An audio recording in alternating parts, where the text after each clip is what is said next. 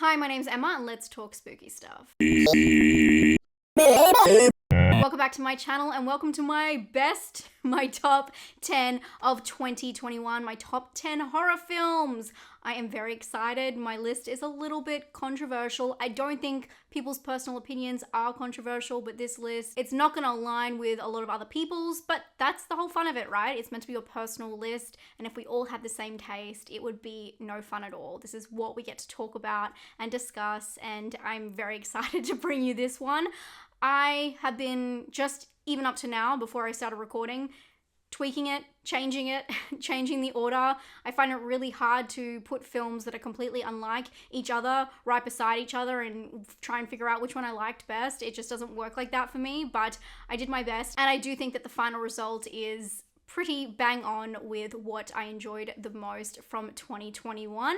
Personally enjoyed the most, I should say. And let me tell you, I did a list halfway through 2021 for my favorites so far, and the list has changed a lot, which I did not expect. So, without further ado, let's just dive in. We're gonna start from the bottom and go to the top.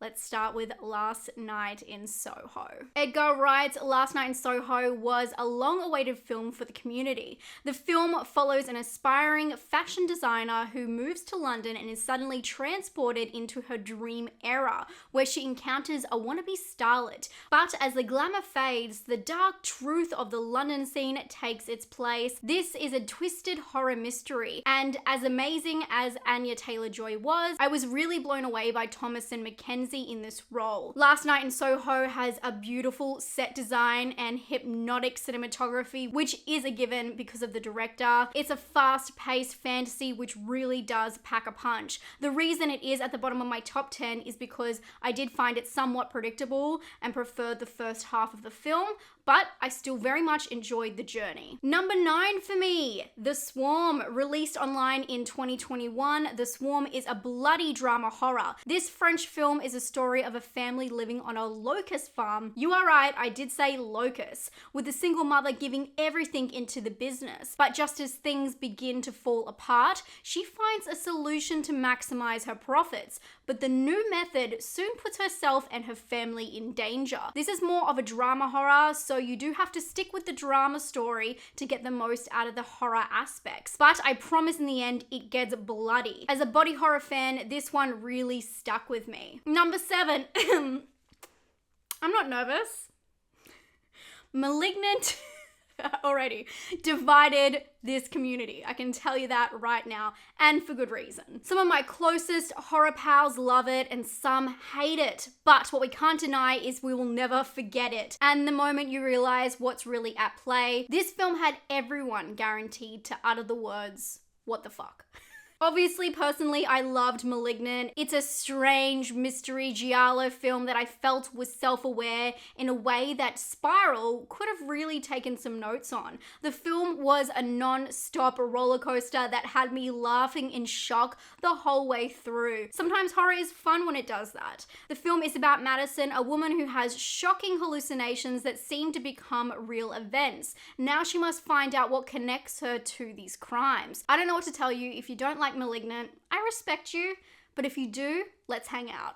Another strangely controversial pick that I didn't realize wasn't going to be in a lot of people's top of 2021, Antlers. There's something I just could not escape with this film. It was like a gravitational pull into pure darkness. This film is all dread. For me, that's the aspect that lingers. Directed by Scott Cooper, the film follows a troubled young boy whose teacher becomes worried about him and follows him home to expose his dark secret.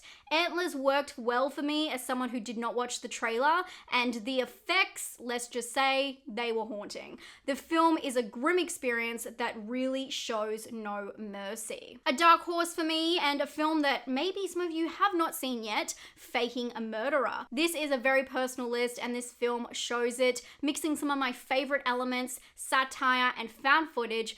Faking a Murderer is the story of two filmmakers that try to capitalize on the true crime boom, attempting to pull a story to succeed out of potentially nothing. But they find themselves in hot water when they get too close to the real deal. The film is a comedy horror that is offbeat and feels completely spontaneous. Duo Adam Rodness and Stuart Stone have incredible on-screen chemistry, which makes for a lot of great tension and banter. Halfway, for me, A Quiet Place 2 was everything I wanted in a sequel.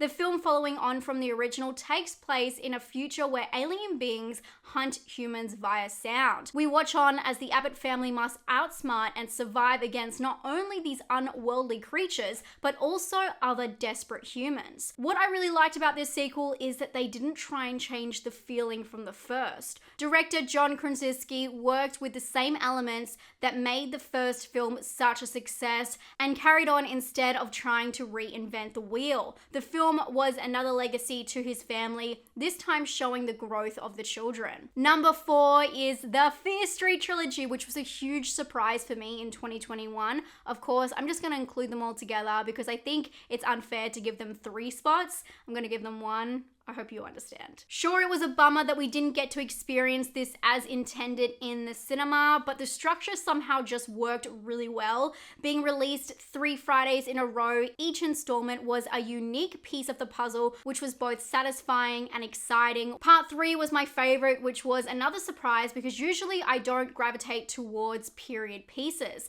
The trilogy is based on R.L. Stein's series. The films follow a group of friends who accidentally encounter ancient evil that could be the root cause to a curse that has plagued their town for over 300 years. We now go back into the past to figure out where it all began. The films have interesting characters, wicked villains, and brutal kills. For me, this was a slasher for the books. We are already at number 3, and of course, these films were all released within Australia in 2021.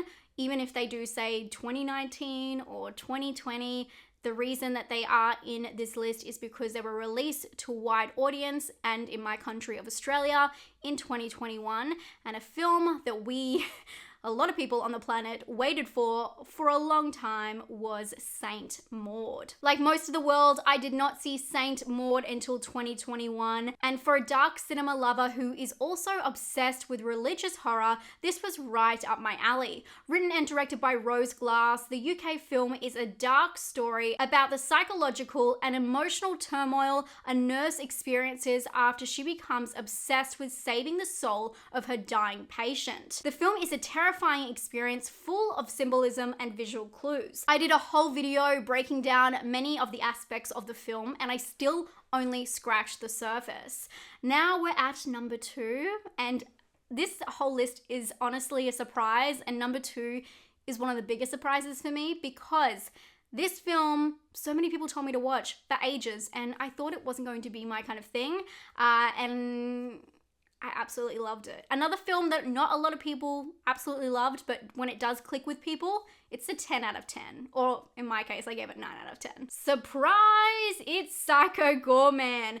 This is a self-aware 80s throwback treat. I know this film was very hit and miss within the community, and for good reason. It goes all out and makes no apologies for its style and overbearing characters. I'm talking about You, Mimi. The comedy horror sci-fi follows a brother and sister who unearth a gem that controls a creature looking to destroy the earth as we know it. And of course, they use their newfound power for their own personal gain. The film is just plain ridiculous fun. The filmmakers really did achieve their intent. What really elevated the film for me was the care and detail that went into each and every costume and the set design. It's completely outstanding. Along with the offbeat characters and wild dialogue, Psycho Goreman is a newfound classic. And for my number 1 film of 2021, can you guess?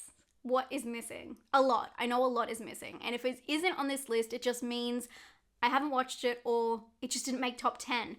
But what did make top 10, what made number 1, was a French film called Titan. This is the film that threw me off balance. I did a watch along with me review and you could clearly see how caught off guard I was. The film does have an interesting drop in its plot, so I don't want to say too much in case you haven't seen it. Titan is best described as a psychological body horror that does not hold back. The French film follows a series of grisly murders that lead to a father being reunited with his missing son of 10 years. From the director of Raw, the film explores many subjects including body dysmorphia, dysphoria, sexuality, and gender. Honestly, I see this film as an ink blot. You go into your therapist, they show you the film, you tell them what you see, and it says more about you than the film. And that goes for every watch. This film is infinitely layered, which allows for a different viewing every time. There's a lot to unpack, and the way that this film lingers is what's given it its #1 spot for me. Surprise! I really love that film, and the more I rewatched it, the more I loved it.